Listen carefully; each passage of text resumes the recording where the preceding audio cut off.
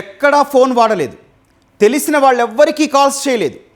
ఒకే దిశలో వెళితే దొరికిపోతానని తెలిసి రైళ్లు బస్సులు మారుతూ చాకచక్యంగా తప్పించుకున్నాడు. జిల్లాలు రాష్ట్రాల సరిహద్దులు మారుతూ ఏకంగా దేశ సరిహద్దుకే చేరుకోవాలని పథకం వేశాడు. దేశవ్యాప్తంగా ఉన్న పరిచయాలతో పాత స్నేహితులను పలకరిస్తూ ఒక్కో రోజు ఒక్కో చోట ఆశ్రయం పొందాడు.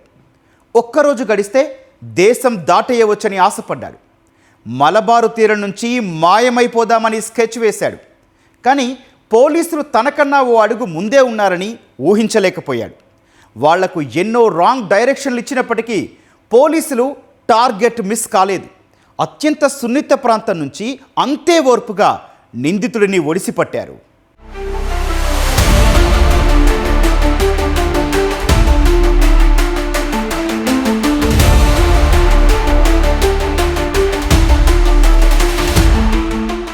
తెలుగు రాష్ట్రాల్లోనే సంచలనం సృష్టించిన పంచాయతీరాజ్ ఏఈ నూకరాజు కుటుంబం ఆత్మహత్యకు ప్రేరేపించిన నిందితుడు సాదిక్ను పోలీసులు సినీపక్కీలో వేటాడి పట్టుకున్నారు.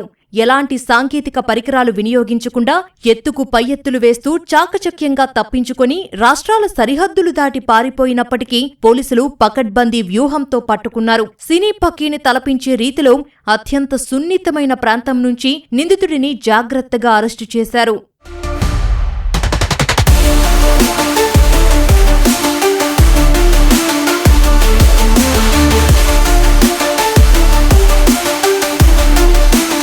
నూకరాజు కుటుంబం ఆత్మహత్య చేసుకుందన్న సంగతి తెలిసిన వెంటనే కోచ్ సాదిక్ అప్రమత్తమయ్యాడు. తన వేధింపుల వల్లే వారు కఠిన నిర్ణయం తీసుకున్నారని ఊహించిన నిందితుడు వెంటనే కాకినాడ నుంచి సామర్లకోటకు బైక్పై వెళ్లాడు. వాహనాన్ని రైల్వే స్టేషన్ కు దూరంగా పార్క్ చేసి స్టేషన్లోకి వెళ్లాడు. అర్ధరాత్రి 1 గంట సమయంలో సామర్లకోట నుంచి సోలాపూర్ వెళ్లే కోనార్క్ ఎక్స్ప్రెస్ ఎక్కాడు. సెల్ ఫోన్ తీసుకెళ్తే పోలీసులు వెంటపడతారని భావించిన సాదిక్ ఫోన్ ఇంట్లోనే వదిలేసి వెళ్లిపోయాడు. దీంతో రైలులో తోటి ప్రయాణికుడి ఫోన్ తీసుకుని ఇంట్లో వాళ్లకు లాయర్కు ఫోన్ చేసి మాట్లాడాడు. లింగంపల్లి వరకు సాదిక్ అదే బోగీలో ఉన్నాడు. ఆ తర్వాత బోగీలు మారుకుంటూ కర్ణాటక సమీపంలోని వాడి జంక్షన్లో రైలు దిగేశాడు.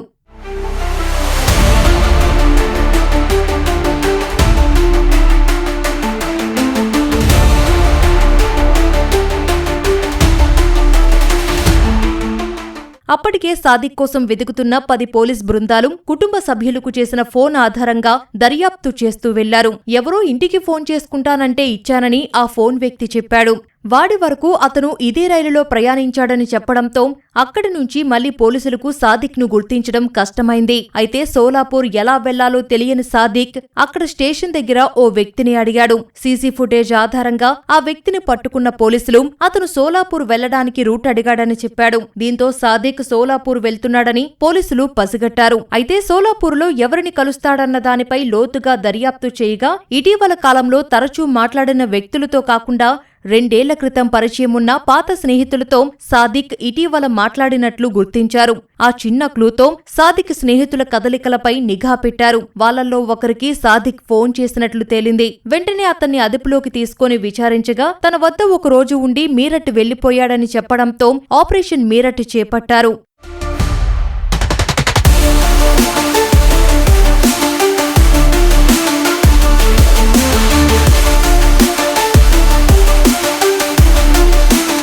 మీరట్ నుంచి కేరళ మీదుగా సముద్ర మార్గంలో విదేశాలకు పారిపోయేందుకు సాదిక్ ప్రణాళికలు వేసుకున్నాడు. అయితే మీరట్లో సాదిక్ ఉంటున్న అడ్రస్ దొరికినప్పటికీ అక్కడి నుంచి నిందితుడిని తీసుకురావడం పోలీసులకు పెద్ద సవాల్గా మారింది.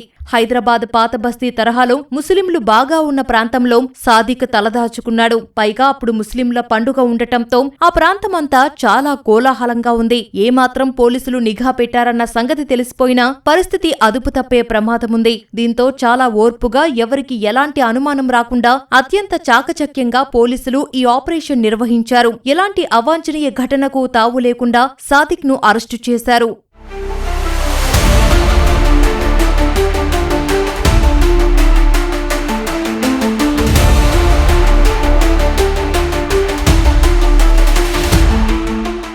దాదాపు వారం రోజుల పాటు 40 మంది పోలీసులు 10 బృందాలుగా ఏర్పడి దేశవ్యాప్తంగా జల్లెడ పట్టారు. విశాఖ, విజయవాడ, హైదరాబాద్తో పాటు మహారాష్ట్ర, కర్ణాటక, యూపీ, ఢిల్లీలోనూ పోలీసులు సోదాలు నిర్వహించారు. అత్యంత ఖచ్చితమైన సమాచారంతో ఎట్టకేలకు నిందితుడిని అరెస్టు చేశారు.